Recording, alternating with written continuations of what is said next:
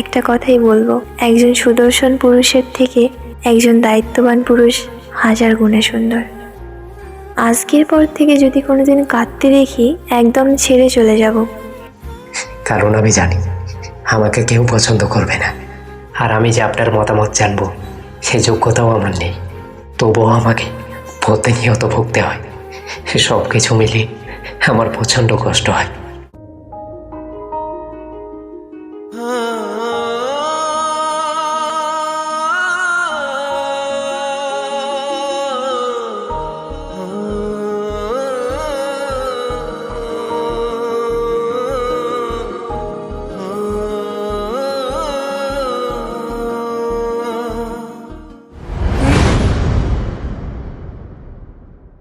বিয়েটা জোর করেই দেওয়া হয়, পরিবারের চাপে, বাবা মায়ের দিকে তাকিয়ে।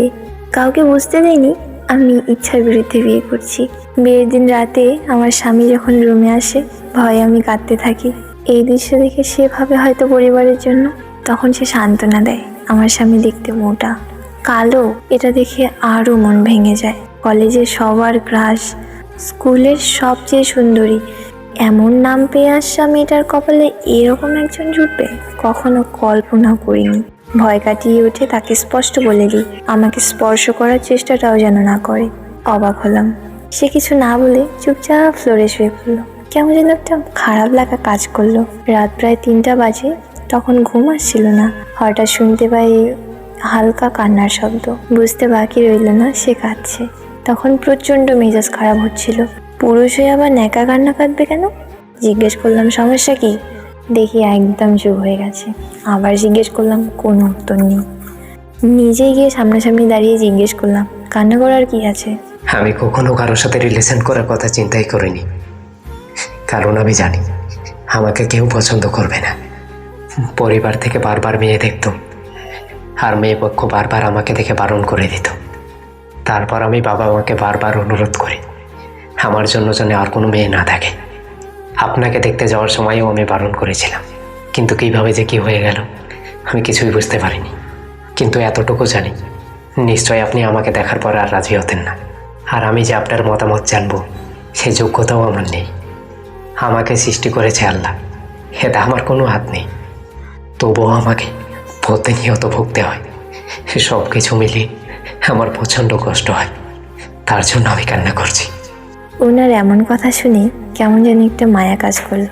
তবে তখন ওনাকে মেনে নিতে পারি নাই। এভাবেই চলতে থাকে সব। বেশ কিছুদিন পার হয়ে যায়। বন্ধু বান্ধবদের অনেকেই দেখতে চায়, কিন্তু আমি লজ্জায় দেখাতাম না। একদিন খবর পাই আমার কাজিনের ডিভোর্স হয়ে যাচ্ছে। কিন্তু ওরা তো ভালোবেসে বিয়ে করেছে, তাহলে ডিভোর্স কেন? পরবর্তীতে জানতে পারলাম ছেলে প্রায়ই তাকে অত্যাচার করত। সেদিন থেকে একরকম ডিপ্রেশনে চলে যাই। একটা সময় অনেক বেশি অসুস্থ হয়ে যাই, যে হাসপাতালে অ্যাডমিট করতে হয়।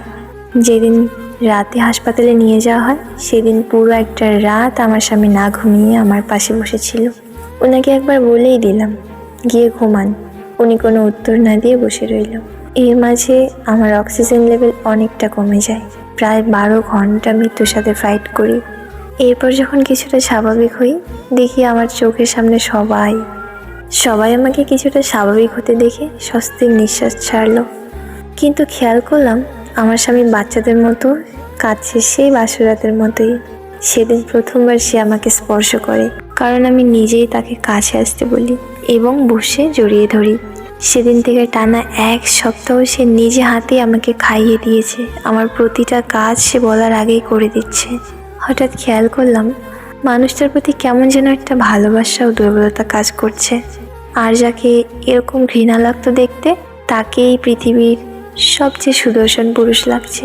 সেদিন খাওয়াতে যখন আসলো, হাত থেকে প্লেটটা নিয়ে আমি নিজেই খাওয়া শুরু করলাম।